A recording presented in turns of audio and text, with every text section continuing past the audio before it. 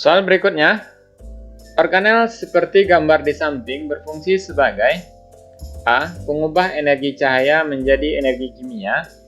B. Tempat pembentukan energi. C. Pembentuk membran sel. D. Tempat sintesis protein. Pada soal ini, adik-adik harus mengenali dulu apa nama organel sel seperti yang ditunjukkan pada gambar. Nah, nama organel sel ini adalah mitokondria ya, adik-adik, mitokondria.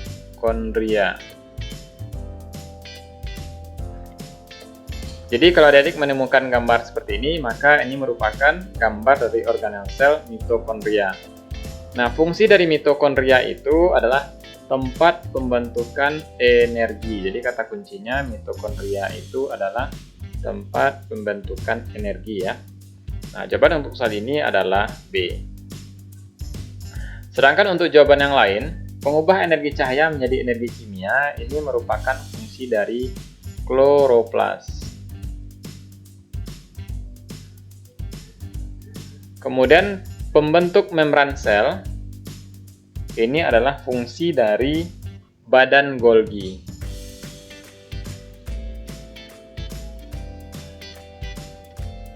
Kemudian tempat sintesis protein ini adalah ribosom.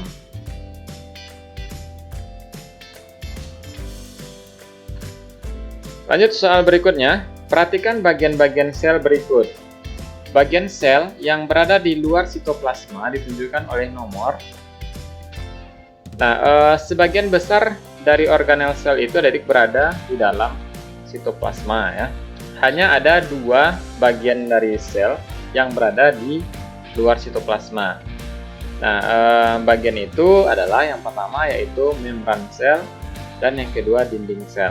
Sedangkan ribosom, mitokondria, dan vakuola itu merupakan organel sel yang berada di dalam sitoplasma karena organel sel itu sebagian besar berada di dalam sitoplasma. Jawaban untuk soal ini adalah 1 dan 2. Perhatikan tabel berikut. Pasangan antara organel sel beserta fungsinya yang benar terdapat pada nomor. Nah, pada soal ini ada beberapa organel sel berikut dengan fungsinya. Kita lihat satu persatu. Yang pertama, nukleus, mengatur dan mengendalikan sel. Bagaimana, adik? Ya, jawabannya benar ya. Jadi nomor 1 ini benar. Kemudian ribosom menjadi tempat berlangsungnya reaksi kimia. Nah, ini salah ya, karena ribosom itu fungsinya adalah untuk sintesa protein. Berarti nomor 2 ini salah ya, adik. Karena fungsi menjadi tempat berlangsungnya reaksi kimia itu adalah fungsi dari sitoplasma ya. Kemudian membran sel mengontrol bahan-bahan yang keluar masuk sel. Bagaimana? Iya, ini benar ya. Nah, fungsi dari membran sel itu ya adalah mengontrol keluar masuknya bahan-bahan ya. Kemudian sitoplasma membentuk membran sel. Salah ya, adik. Seperti yang kita jelaskan tadi bahwa sitoplasma itu adalah tempat berlangsungnya reaksi kimia. Jadi nomor 4 ini salah. Sehingga jawaban untuk soal ini adalah 1 dan 3. Membran sel terdiri atas lapisan protein dan lapisan lipoprotein. Lapisan lipoprotein tersusun atas A. Protein perifer dan protein integral. B. Fosfolipid, glikolipid, dan sterol. C. Protein integral dan fosfolipid. D. Glikolipid dan protein perifer. Nah, untuk lapisan lipoprotein atau yang dikenal juga dengan lipid ya, lipoprotein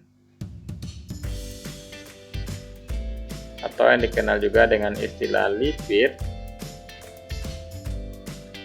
Nah, terdiri dari fosfolipid,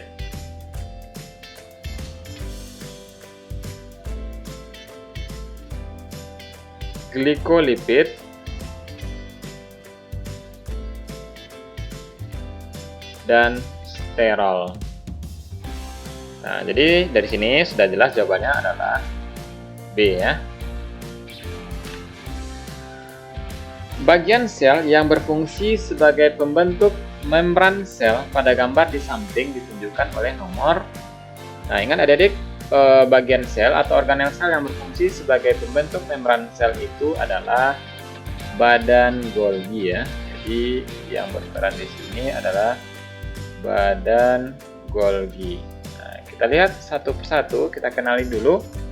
Nah, nomor 1 ya. Nomor 1 itu adalah mitokondria. Ya, jadi kalau adik menemukan gambar seperti ini ya, ada bulatan, kemudian di dalamnya ada bagiannya ya. Jadi dinamakan dengan mitokondria. Kemudian yang kedua, ya yang kedua itu adalah ya ini yang dinamakan dengan badan Golgi. Di badan Golgi itu seperti lipatan-lipatan. Jadi jawaban untuk saat ini sudah jelas nomor 2 ya adik. Namun kita lihat bagian-bagian yang lain. 3 itu adalah retikulum endoplasma. Nah, karena retikulum endoplasmanya ada yang menempel di sini, yang menempel di situ adalah namanya ribosom. Retikulum endoplasmanya dinamakan retikulum endoplasma kasar. Kemudian yang keempat adalah sentriol. Nah, jadi jawaban untuk soal ini jadi adalah B. Baiklah adik, demikianlah pembahasan soal kita pada video kali ini tentang sistem organisasi kehidupan pada bagian khusus tentang sel. Jangan lupa untuk menyaksikan video bagian selanjutnya. Terima kasih atas perhatiannya. Semoga bermanfaat. Sampai ketemu lagi. Assalamualaikum warahmatullahi wabarakatuh.